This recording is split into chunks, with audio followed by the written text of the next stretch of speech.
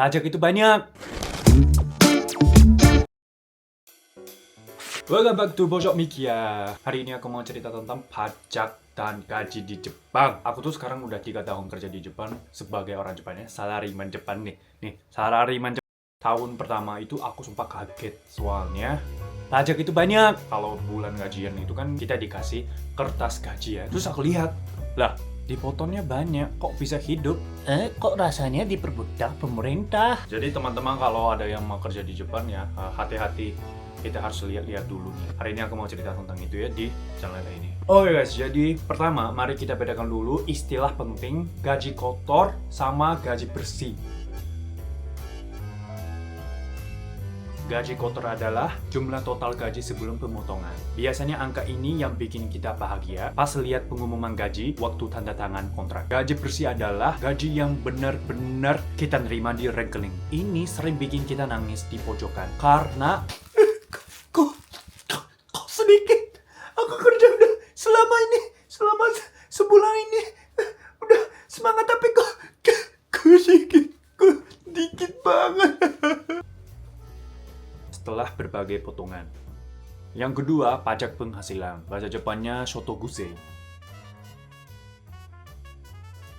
Di Jepang, pendapatan kita akan dikenakan pajak penghasilan. Persentasenya bervariasi tergantung seberapa besar pendapatan kita. Semakin tinggi pendapatan, semakin tinggi pula pajaknya. Sederhananya, kalau kita kaya, pajaknya juga kaya. Bukan pajaknya, negaranya jadi kaya gitu ya. Kita harus anggapnya kayak gitu ya. Tapi jangan sedih dulu. Pemerintah Jepang memberikan personal allowance, bahasa Indonesianya pengurangan pajak. Siri, tadi ngomong apa ya? Pemerintah Jepang memberikan pengurangan pajak untuk beberapa kondisi tertentu, seperti untuk tanggungan keluarga. Jadi hitung-hitung dulu, siapa tahu sebenarnya kita nggak terlalu besar dipotong pajaknya. Kalaupun dipotong, ya udah dianggap belajar Kelas. tiap bulan. Yap. Yang ketiga, pajak penduduk. Bahasa Jepangnya Juminzei. Yang ini juga sering bikin kita kaget, terutama buat orang asing yang baru pertama kerja. Tadi aku bilang kita, aku Jepang asli, berarti ya kalian gitu. Bukan aku. Ya, tapi orang Jepang juga bayar. Pajak penduduk dikenakan untuk penduduk yang sudah tinggal di Jepang lebih dari setahun. Besarnya tergantung penghasilan tahun sebelumnya. Penghasilan tahun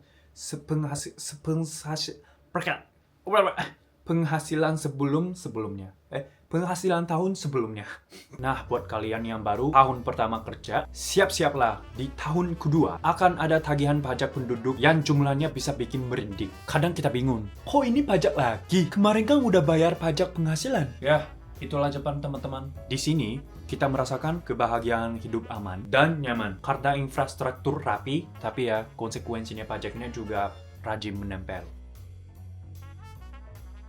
Keempat, asuransi sosial. Bahasa Jepangnya Shakai Hoken. Di Jepang ada sistem yang bayar asuransi sosial. Di dalam Shakai Hoken ini mencakup asuransi kesehatan, Kenko Hoken, asuransi pensiun, Kousei Nenkin, asuransi ketenagakerjaan, Koyo Hoken. Potongannya kurang lebih sekitar 15% dari 18% sekitar 15% dari 18% dari gaji bulanan. Tapi sebenarnya perusahaan juga menanggung separuhnya. Artinya, total premi asuransi ini 2 kali lipat dari kita lihat di gaji slip. Setengahnya lagi kita yang bayar. Buat kalian yang suka mikir, kok potongannya besar banget sih? Nah, itu karena sistem jaminan pensiun dan kesehatan di Jepang memang sudah cukup aman. Memang sudah cukup mapan. Saat kita sakit, biaya pengobatan jadi jauh lebih murah. Dan kalau udah nanti pensiun, kita bisa dapat tunjangan. Tentu saja kalau kita memenuhi syarat minimum masa kerja dan iuran. Jadi ini semacam tabungan masa depan, walau merasa agak perih di masa kini. Udah nonton sampai sini, ada yang mikir, loh kok pajaknya kok banyak? Kayak gitu kan? Gak tahu di Indonesia kayak gimana? Tolong komen ya. Tapi masih ada potongan lain-lain. Pajak lain-lain. Terkadang perusahaan juga memotong beberapa hal lain seperti iuran serikat pekerja, biaya asmara, asuransi tambahan. Pokoknya jangan kaget kalau banyak hitam kecil-kecil di selip gaji. Gitulah, gitu udah di jumlah barulah. Kita sadar kenapa sisa gajinya lebih tipis dari genggaman tangan. Oke, biar jelas, kita coba ilustrasi Biar jelas kita coba ilustrasikan dengan contoh. Misalnya gaji kotor 250.000 yen per bulan. Lalu kita asumsikan belum nikah dan belum ada tanggungan. Kalau segitu pajak penghasilan Shotokuze jadi 5.000 sampai 7.000 yen. Pajak penduduk Juminze-nya sekitar 5.000 sampai 15.000 yen. Terutama mulai tahun kedua kerja. Shakai Hoken misal 40.000 yen. Potongan lain misalnya iuran serikat 1.000 yen. Total potongan bisa jadi 50.000 sampai 60.000 yen. Atau bahkan lebih. Jadi dari 250.000 yen, kita mungkin cuma terima sekitar 190.000 sampai 200.000 yen. Lumayan. Lumayan. Tapi beda jauh sama angka gaji kotor kan? Kalian tahu nggak kenapa orang Jepang sering banget kerja lembur? Mungkin salah satunya karena mereka baru sadar gaji bersihnya berkurang. Jadi mereka mikir, kita mikir, Kalau gitu kerja lebih banyak. biar bisa dapat lembur, walau lembur juga kena pajak. Sorry. Ada mungkin juga mereka, kita karena pas lihat slip gaji, mereka mikir, kita mikir, ini pajak kenapa? Kayak mantan yang udah move on, nempel terus. Tapi tenang teman-teman, udah nggak ada motivasi lagi datang ke Jepang. No, sebentar. Ada solusinya, bukan solusinya ya. Masih ada lagi videonya. Walau kelihatannya banyak potongan, fasilitas publik di Jepang memang terbilang mumpuni dari transportasi, keamanan, sampai pelayanan kesehatan. Bisa dianggap kayak gitu kan? Bukan solusi ya.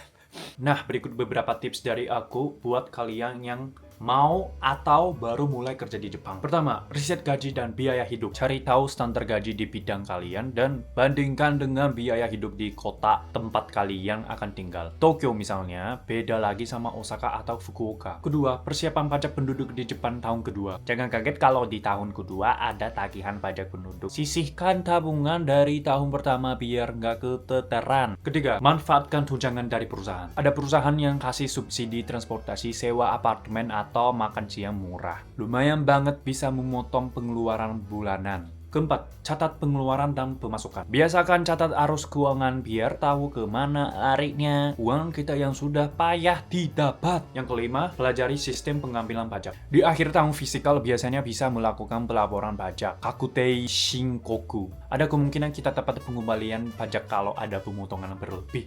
Itulah gambaran singkat tentang sistem perpanjangan dan perpotongan di Jepang. Memang kelihatannya ribet, tapi kalau udah dijalani, lama-lama kita terbiasa. Jadi buat kalian pengen kerja di Jepang, jangan cuma lihat angka gaji kotor saja. Perhatikan juga segala potongan yang ada. Yang ini cerita papaku ya. Papaku itu udah lama kerja di Jepang. Bukan udah lama kerja di Jepang, itu kedengarannya itu kayak orang asing. Papaku itu Jepang asli, terus udah 50 tahunan kerja di perusahaan Jepang. Dia tuh sering ngeluh. Lah, pajak tamu ini banyak nih. Kalau gajinya banyak, pajaknya juga banyak. Itu bener. Jangan lihat angka aja, harus lihat tunjangan perusahaan dan lingkungan yang tempat tinggal. Kalau di Tokyo, barangnya itu mahal, makanannya mahal. Kalau di Osaka sama Fukuoka itu nggak begitu mahal. Kalau dibandingkan Tokyo kayak gitu, lihat-lihat kondisi lain gitu guys. Oke, semoga kalian ngajar di Jepang. Kalau ada pertanyaan atau kesusahan, komennya di channel ini. Ya kalau nggak ada kesusahan juga, silahkan komen. Oke, segitu aja. Pojok Miki ya. Terima kasih banyak udah nonton sampai sini. Jangan lupa subscribe.